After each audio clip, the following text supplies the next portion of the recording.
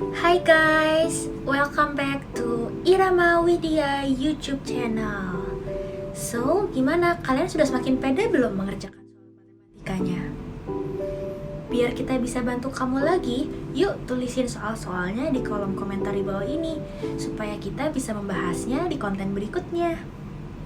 So, don't forget to subscribe, like, comment, and then hit notification bell supaya kamu gak ketinggalan video-video berikutnya. And don't forget to share this video, okay? Assalamualaikum warahmatullahi wabarakatuh. Hai, jumpa lagi di channel YouTube Irama Widya. Sekarang kita akan membahas beberapa soal latihan persiapan penilaian akhir semester 1 mata pelajaran ekonomi kelas 10. Sebelum mulai, jangan lupa like, komen, share, dan tentunya subscribe ya. Langsung saja kita ke pembahasan soalnya. Dalam video kali ini, kita akan membahas 25 soal dalam bentuk pilihan ganda. Soal nomor 1. Ilmu ekonomi mempelajari perilaku manusia dalam menentukan pilihan untuk menggunakan berbagai sumber daya yang langka.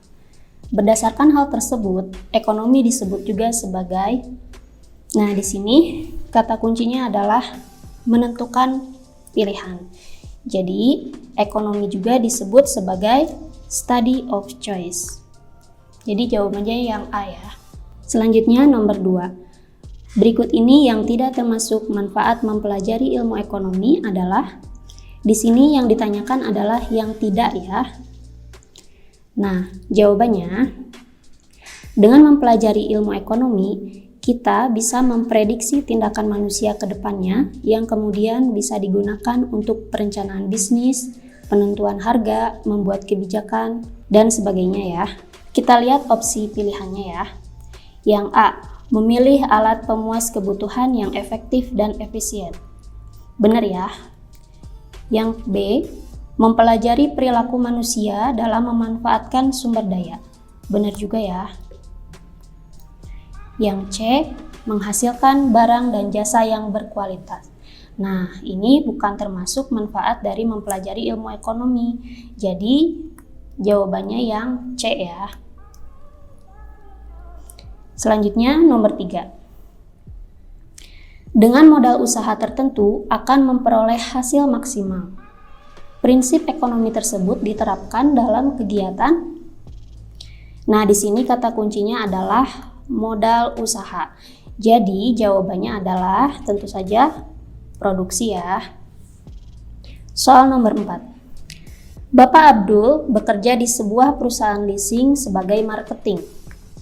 Kemudian, ia dipromosikan untuk menjadi manajer di perusahaan tersebut karena kinerjanya yang memuaskan. Untuk dapat mencapai posisi tersebut, Bapak Abdul semakin menunjukkan prestasi kerjanya yang meningkat. Berdasarkan ilustrasi tersebut, motif ekonomi Bapak Abdul adalah, di sini kita lihat awalnya Bapak Abdul bekerja sebagai marketing. Kemudian ia dipromosikan menjadi manajer. Jadi, motif ekonomi Bapak Abdul adalah untuk mendapatkan kekuasaan. Selanjutnya nomor 5. Berikut ini aspek yang dibahas dalam ekonomi mikro, yaitu ekonomi mikro itu membahas ruang lingkup yang lebih kecil seperti laba suatu perusahaan atau pendapatan individu. Jadi kita lihat ya opsi di pilihannya. Yang A, inflasi Indonesia pada tahun 2008. Nah, ini termasuk pembahasan dalam ekonomi makro karena ruang lingkupnya lebih luas ya, yaitu Indonesia. Yang B juga sama, ini pengangguran masuk ke ekonomi makro. Yang C, laba sebuah perusahaan penerbitan. Nah, ini termasuk aspek yang dibahas dalam ekonomi mikro. Selanjutnya nomor 6. Berikut ini yang tidak termasuk faktor-faktor yang dapat menyebabkan kelangkaan. Nah, kelangkaan itu merupakan suatu kondisi di mana sumber daya yang tersedia itu jumlahnya terbatas, sementara kebutuhan itu sifatnya tidak terbatas. Jadi dengan kata lain, jumlahnya tidak seimbang. Sumber daya yang tersedia itu tidak dapat memenuhi kebutuhan manusia. Nah, apa aja sih faktor-faktor yang bisa menyebabkan kelangkaan itu? Nah, faktor-faktor yang dapat menyebabkan kelangkaan itu diantaranya bencana alam, keterbatasan sumber daya, keterbatasan kapasitas produksi, pertambahan jumlah penduduk. Jadi yang tidak termasuk faktor yang dapat menyebabkan kelangkaan yaitu peningkatan pendapatan. Jadi jawabannya yang B. Selanjutnya nomor 7. Kelangkaan ekonomi akan memberikan dampak terhadap kehidupan manusia. Maka manusia seharusnya dampak kelangkaan itu diantaranya adalah menurunnya tingkat produksi, menurunnya tingkat pendapatan, dan naiknya harga barang-barang. Oleh karena itu, manusia seharusnya melakukan pola hidup sederhana. Jawabannya yang E. Nomor 8. Di beberapa daerah terjadi kelangkaan BBM bersubsidi karena terlambat pasokannya, sehingga di beberapa SPBU terlihat antrean panjang kendaraan yang ingin mengisi bahan bakar. Cara yang paling tepat untuk mengatasi kelangkaan tersebut dalam jangka pendek adalah, ini pertanyaannya adalah dalam jangka pendek. Jadi, jawabannya adalah, kita lihat ya masing-masing pilihan jawabannya. Yang A, mengurangi pasokan BBM bersubsidi agar masyarakat tidak tergantung. Itu enggak ya. Yang B, memperbanyak BBM non-subsidi agar masyarakat pindah dari BBM bersubsidi. Itu juga enggak. Yang C, membatasi pembelian oleh masyarakat agar tidak terjadi lagi kelangkaan. Nah, ini jawabannya ya, yang C. Nomor 9.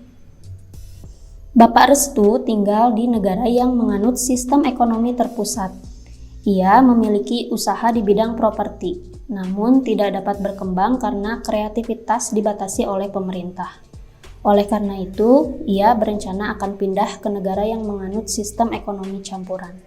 Cara paling tepat yang dapat dilakukan Bapak Restu adalah, jadi pada awalnya Bapak Restu tinggal di negara yang menganut sistem ekonomi terpusat atau komando ya.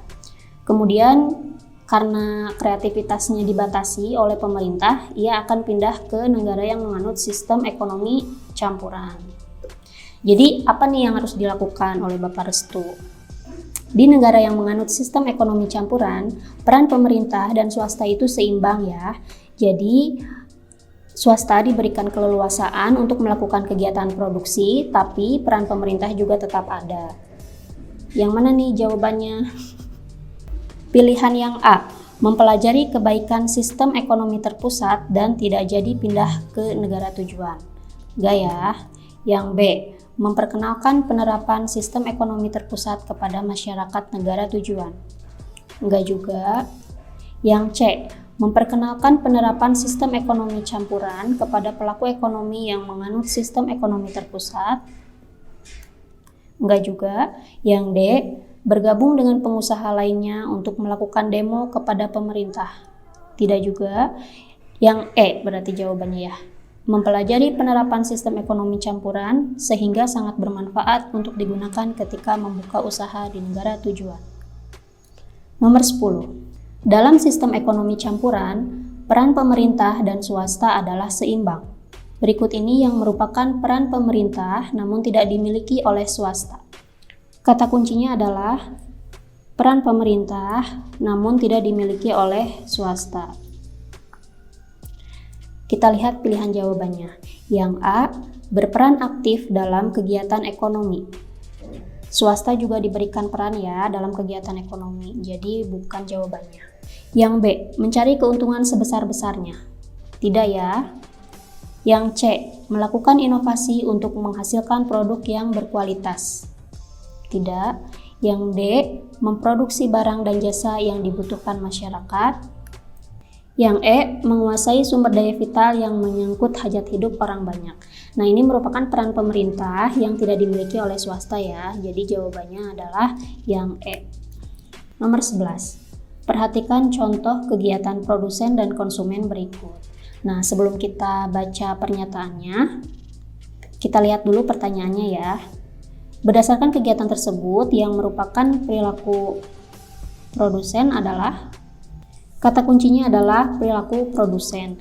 Berarti kita lihat pernyataannya ya. Nomor 1, perusahaan memberikan THR kepada karyawannya sebelum Hari Idul Fitri. Ini perilaku produsen.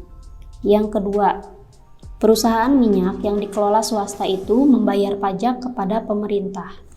Ini juga termasuk perilaku produsen. Pernyataan nomor 3, pabrik semen membayar sewa kepada masyarakat atas sewa lahan pabrik. Ya, ini juga termasuk perilaku produsen. Jadi jawabannya adalah yang A. Nomor 12. Berikut ini merupakan perilaku produsen dan konsumen. Seperti nomor sebelumnya ya, kita langsung saja. Yang ditanyakan adalah perilaku produsen. Pernyataan nomor 1. Setiap berbelanja, Sri selalu melakukan tawar-menawar. Itu bukan termasuk perilaku produsen ya, tapi konsumen. Pernyataan nomor 2. Selain sebagai karyawan, Pak Husin memiliki home industry. Ya, itu termasuk perilaku produsen. Pernyataan nomor 3. Seminggu sekali, Pak Harun menemani istrinya belanja kebutuhan rumah tangga. Itu bukan termasuk perilaku produsen ya. Nomor 4. Pak Subur membayar sewa kios yang ditempatinya untuk berdagang. Itu termasuk perilaku produsen. Yang kelima, Bu Retno lebih senang membeli bahan baku warung nasi di pasar tradisional. Itu pun termasuk perilaku produsen. Jadi jawabannya adalah 2, 4, dan 5. Yang D ya. Nomor 13. Dalam sebuah pasar tradisional, seorang produsen memiliki harga jual 25.000 per unit. Sementara itu, beberapa orang memiliki daya beli sebagai berikut. Konsumen A mampu membeli dengan harga 30.000 per unit. Konsumen B mampu membeli dengan harga 24.000 per unit. Konsumen C mampu membeli sebesar 28.000 per unit. Berdasarkan ilustrasi tersebut, pernyataan yang tepat adalah yang A. Konsumen A termasuk pembeli marginal. Apa sih pembeli marginal itu? Pembeli marginal yaitu kelompok pembeli yang memiliki kemampuan sama dengan harga pasar. Konsumen A mampu membeli dengan harga 30.000, sementara harganya 25.000, jadi tidak sama dengan harganya. Artinya konsumen A bisa membeli dengan harga yang lebih tinggi. Jadi bukan merupakan pembeli marginal. Pilihan yang B, hanya konsumen B yang memperoleh premi konsumen. Premi konsumen adalah keuntungan ya, keuntungan yang diperoleh atau selisih dari harga yang dijual dengan kemampuan konsumen untuk membeli. Kemampuan membeli konsumen B adalah 24.000, sementara harga yang dijual adalah 25.000. Jadi konsumen B tidak memperoleh ya premi konsumen. Pilihan yang C. Konsumen A dan konsumen C memperoleh premi konsumen. Konsumen A mampu membeli dengan harga 30.000 dan konsumen C mampu membeli dengan harga 28.000. Jadi selisihnya ini adalah 5.000 dan konsumen C selisihnya adalah 3.000. Ini merupakan premi konsumen ya. Jadi jawabannya yang C. Nomor 14. Perhatikan beberapa kegiatan produsen dan konsumen berikut ini. Seperti biasa kita lihat pertanyaannya. Berdasarkan kegiatan tersebut yang termasuk peran konsumen ditunjukkan oleh nomor. Kita lihat pernyataan pertama. Jessica membeli air mineral di kantin sekolah. Ya, itu termasuk perilaku konsumen. Yang kedua, Fahmi mengikuti job fair untuk mendapatkan informasi lowongan pekerjaan. Ya, itu termasuk perilaku konsumen. Yang ketiga, Bapak Andri melaporkan surat pemberitahuan tahunan atau SPT pajak secara online. Itu pun merupakan perilaku konsumen. Jadi jawabannya adalah yang A. Nomor 15. Perhatikan beberapa perilaku konsumen berikut ini. Kita langsung saja ke pertanyaannya ya. Berdasarkan perilaku tersebut yang termasuk ke dalam perilaku konsumen yang rasional ditunjukkan oleh nomor. Di sini yang ditanyakan adalah perilaku konsumen rasional. Apa sih perilaku konsumen rasional itu? Perilaku konsumen rasional adalah perilaku konsumen yang dalam pembelian barang itu mengedepankan aspek konsumen, seperti tingkat kebutuhan yang mendesak, kebutuhan utama, dan daya guna produk. Kita lihat pernyataannya. Nomor 1, membeli suatu produk sesuai dengan kebutuhan. Benar ya? Yang kedua, membeli produk-produk yang terjamin kualitas dan mutunya. Benar. Yang ketiga, membeli produk sesuai dengan kemampuan keuangan. Benar juga ya. Jadi jawabannya adalah yang A, 1, 2, dan 3. Nomor 16, perhatikan diagram 4 pelaku kegiatan ekonomi berikut. Nah, ini ada diagram pelaku kegiatan ekonomi ya. Di sini ada pelakunya adalah produsen atau RTP, konsumen atau RTK, negara atau pemerintah, rumah tangga negara ya, dan masyarakat luar negeri. Berdasarkan diagram tersebut, angka 3 menunjukkan, angka 3 panahnya dari rumah tangga negara ke masyarakat luar negeri. Jadi kita lihat pilihan jawabannya yang fokus ke sana ya. Berarti selain rumah tangga negara kita coret. Yang B rumah tangga konsumen bukan. Yang C produsen juga bukan. Masyarakat luar negeri juga bukan ya, karena ini arahnya dari rumah tangga negara ke masyarakat luar negeri. Jadi ini dari negara ke masyarakat luar negeri. Kita lihat pilihan yang A dan D. Pilihan yang A, rumah tangga negara melalui BUMN melakukan ekspor atas barang yang diproduksi. Sementara itu yang D, rumah tangga negara menerima pajak dari masyarakat luar negeri. Yang D enggak ya. Jadi jawabannya yang A. Rumah tangga negara melalui BUMN melakukan ekspor atas barang yang diproduksi. Nomor 17. Perhatikan diagram 4 pelaku kegiatan ekonomi berikut. Nah, di sini ada diagram pelaku kegiatan ekonomi lagi. Langsung saja ke soalnya. Berdasarkan diagram tersebut, angka 4 menunjukkan angka 4 dari masyarakat luar negeri ke produsen ya, rumah tangga produsen. Selain itu, kita hapus dulu ya. Rumah tangga negara yang A bukan ya, karena ini dari masyarakat luar negeri ke produsen. Yang B juga bukan, C bukan. Jadi sudah ketahuan ya jawabannya, yaitu yang E. Masyarakat luar negeri melakukan pembayaran atas penyediaan barang dan jasa kepada rumah tangga produsen. Selanjutnya nomor 18, perhatikan circular flow diagram berikut ini. Kegiatan produksi yang dilakukan masyarakat luar negeri antara lain menghasilkan barang dan jasa, melakukan penanaman modal, memberikan pinjaman, serta mengirimkan tenaga kerja dan tenaga ahli ke negara lain. Berdasarkan kegiatan tersebut, pada circular flow diagram ditunjukkan oleh nomor. Nah, ini kegiatan yang dilakukan oleh masyarakat luar negeri. Yang mana nih?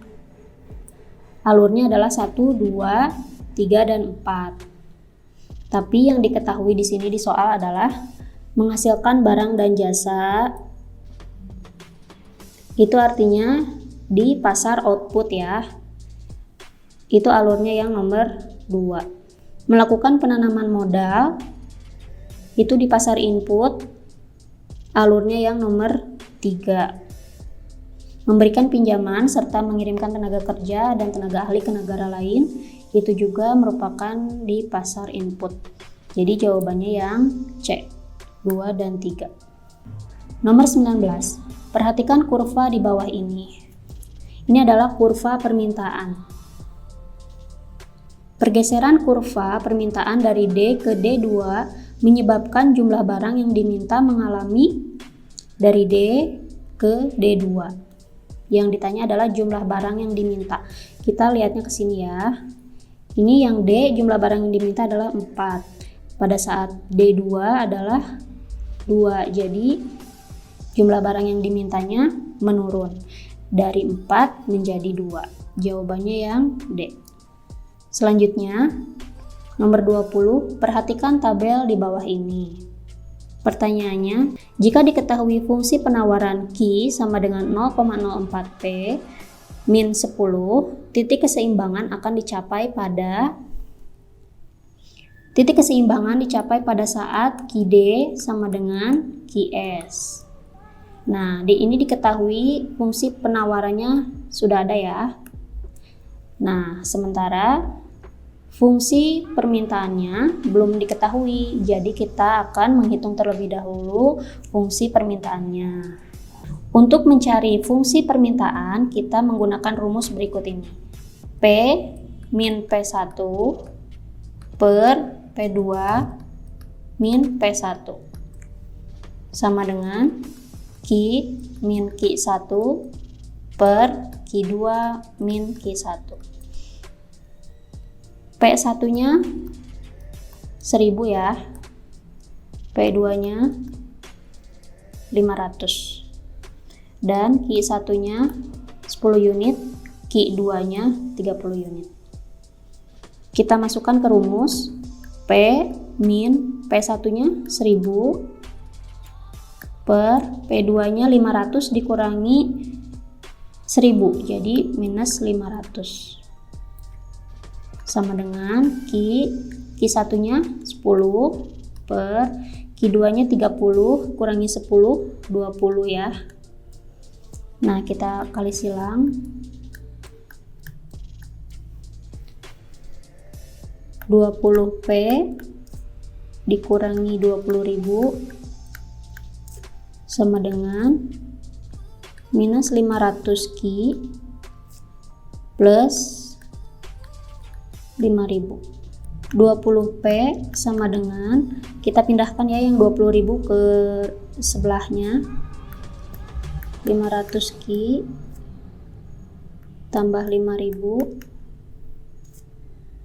karena pindah jadi positif ya, 20.000. 20P sama dengan minus 500 Q ditambah 25.000. Untuk memperoleh nilai Q ini, maka kita bagi 500 ya, minus 500. Jadi 20 dibagi minus 500 adalah minus 0,04P sama dengan, ini minus 500 bagi minus 500 itu 1 ya, jadi tinggal Q. 25.000 dibagi minus 500, jadi minus 50. Jadi fungsi permintaannya adalah, kita tarik ke atas ya, minus 0,04P, yang 50 nya kita pindahkan ruas jadi plus 50 sama dengan Q. Nah, ini tuh fungsi permintaan. Sekarang kita masukkan ke QD sama dengan QS ya. Minus 0,04P ditambah 50 sama dengan QS nya 0,04P dikurang 10. Kita satukan ke ruas yang sama ya, jadi minus 0,04P dikurangi 0,04P sama dengan minus 10, yang 50 nya pindah jadi minus, jadi minus 0,08P sama dengan minus 60. Jadi P nya adalah minus 60 per minus 0,08, yaitu 750. Nah, ini adalah harga keseimbangannya. Kemudian untuk jumlah keseimbangannya kita cari dengan memasukkan ke salah satu rumus. Misalkan ke QS sama dengan 0,04P min 10 sama dengan 0,04 P nya 750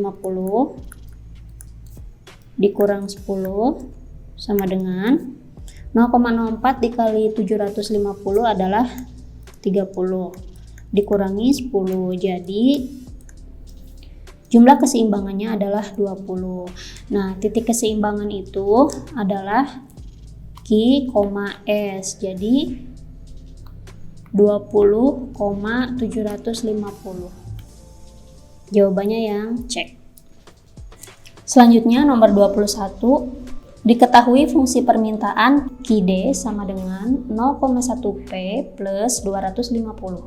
Pada saat harga 2000, berarti ini P1 ya, barang yang akan dijual adalah 100 unit Q1-nya. Ketika harga 3000, berarti P2, jumlah barang yang dijual adalah 150 unit. Ini adalah Q2.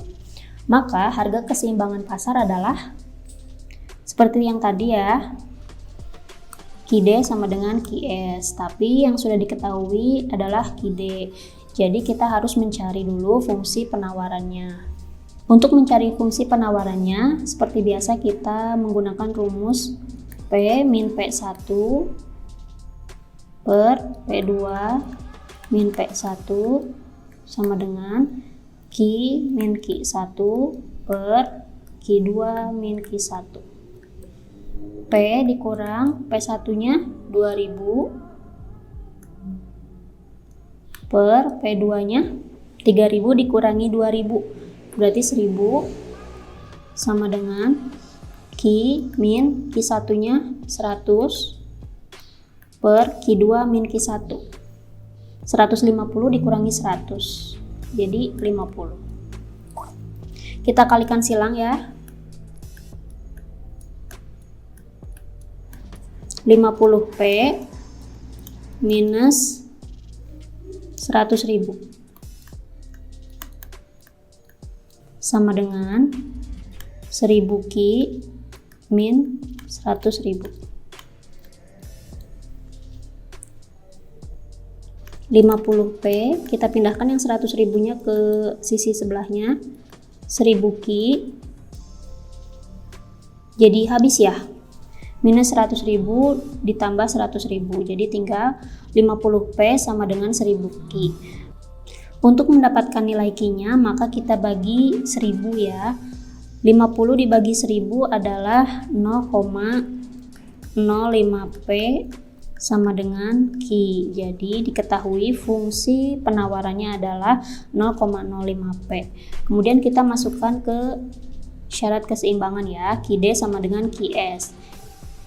QD-nya 0,1P plus 250 sama dengan QS-nya 0,05P.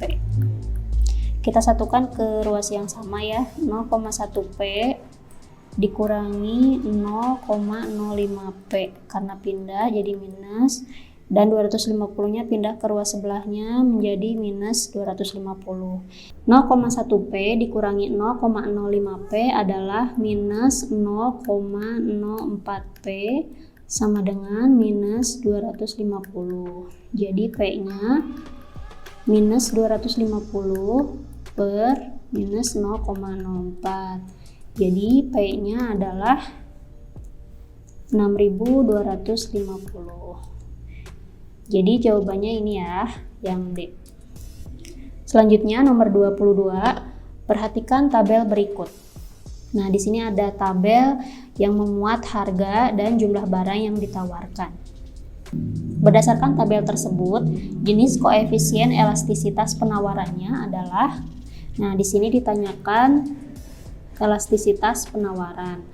Berarti kita hitung menggunakan rumus E sama dengan delta Q per delta P kali P per Q sama dengan ini P1 nya, ini P2 dan ini Q1 Q2. Delta Q nya 2500, Q2 nya 2500, Q1 nya 2000, jadi deltanya 500. Delta P-nya, P2-nya 600 dan P1-nya 500. Jadi delta P-nya 100. Dikali P-nya, P1-nya aja 500 per Q-nya 2000. Q1 ya. sama dengan, kita coret aja nolnya.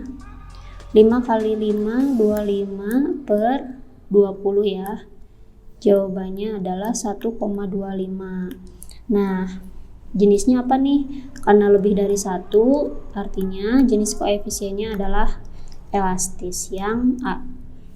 Selanjutnya nomor 23, harga pasar dapat merugikan pihak pembeli atau konsumen dan pihak penjual atau produsen. Oleh sebab itu, diperlukan peran pemerintah dalam menentukan harga pasar. Berikut ini cara yang dapat dilakukan pemerintah adalah, nah, ini di sini ada beberapa peran pemerintah dalam menentukan harga pasar, yaitu dengan cara menentukan harga maksimum dan harga minimum. Harga maksimum itu dilakukan untuk melindungi konsumen. Sementara itu, penentuan harga minimum dilakukan untuk melindungi produsen. Jadi jawabannya adalah yang A. Selanjutnya nomor 24, menjelang akhir tahun, stok pakaian sebuah toko masih sangat banyak karena tidak laku. Maka yang dilakukan produsen adalah yang A, menutup toko karena tidak mendapatkan keuntungan. Bukan ya. Yang B, membiarkan stok pakaian hingga laku. Tidak. Yang C, menjual ke toko lain agar tidak terlalu rugi. Bukan juga. Yang D, melakukan cuci gudang dengan harga yang murah. Nah, ini adalah tindakan yang paling tepat dilakukan oleh produsen ya.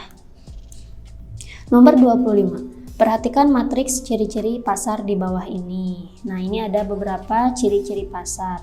Berdasarkan tabel di atas, yang termasuk ciri-ciri pasar monopolistik. Pasar monopolistik itu apa sih? Pasar monopolistik itu adalah pasar dengan banyak produsen yang menghasilkan barang serupa tetapi memiliki perbedaan dalam beberapa aspek. Contohnya seperti sabun mandi, shampoo, pasta gigi, dan sebagainya. Ciri-ciri dari pasar monopolistik diantaranya itu jumlah penjual dan pembelinya banyak. Kemudian produk yang dihasilkan heterogen tapi cenderung sama. Dan yang ketiga adalah persaingan melalui iklan sangat kuat. Jadi jawabannya adalah yang A2, B2, dan C1. Jawabannya yang D. Ya, itulah pembahasan soal latihan penilaian akhir semester 1 mata pelajaran ekonomi SMA kelas 10. Semoga video ini bermanfaat ya, dan terima kasih sudah menonton. Wassalamualaikum warahmatullahi wabarakatuh. Well, pembahasan soalnya is super clear and easy. Pastinya kamu udah lebih paham dong mengerjakan soal-soal seperti ini. So, to let you guys understand better about the questions, jangan sampai ketinggalan nonton video berikutnya ya. And don't forget to subscribe, like, comment, and then hit notification bell supaya kamu gak ketinggalan nonton video berikutnya. So, see you guys in the next video. Bye-bye.